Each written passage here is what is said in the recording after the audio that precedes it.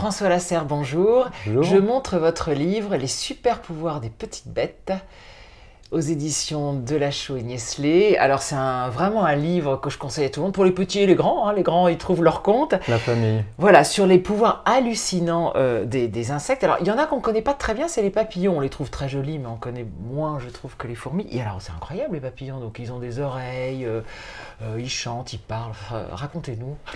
En fait, c'est un peu le monde des insectes, c'est-à-dire que dès qu'on s'y intéresse, on se rend compte qu'en fait, il n'y a pas 3, 4 papillons, un bleu, un jaune, un vert, un rouge. En fait, il y en a 5000 par exemple en France. Il y a 5000 sortes de papillons.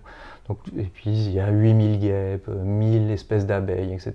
Et les papillons, ils n'ont pas trop disparu, je vous coupe, excusez-moi, mais on a toujours l'impression qu'ils ont tous disparu. Ça va, il en reste un peu? Alors, il en reste un peu, mais comme tous les insectes qui ont besoin de diversité, de nectar, de prairies tranquilles, de no man's land en quelque sorte, pâtissent un peu de notre présence et de notre occupation de l'espace.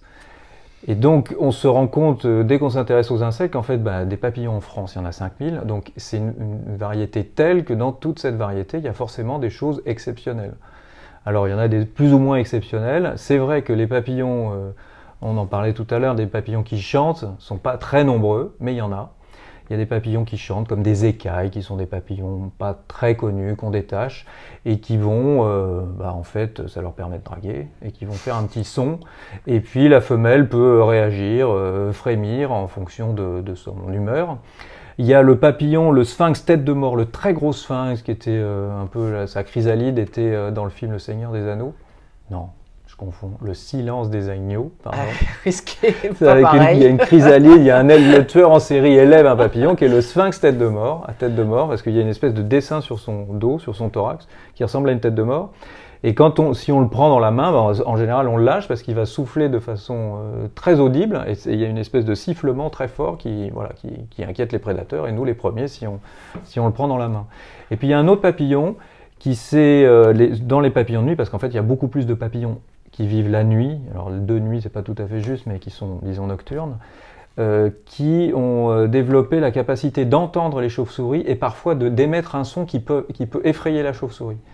Parce qu'en fait, les chauves-souris sont toute la journée, enfin toute la nuit en train de chercher des insectes, et donc les insectes se font tous manger, et l'évolution a fait que certains ont développé une oreille, alors elle n'est pas sur le côté elle est sur le thorax ou sur l'abdomen, je ne sais plus. Et le papillon, lorsqu'il entend l'écho, le sonar de la chauve-souris, va soit se laisser tomber, soit partir en zigzag, ou émettre lui-même un son qui va inquiéter la chauve-souris, et du coup elle se dit, bon, celui-là je vais laisser tranquille. Donc derrière ces jolis papillons, il y a en même temps des machines de guerre hallucinantes, quoi, parfois, oui. Merci.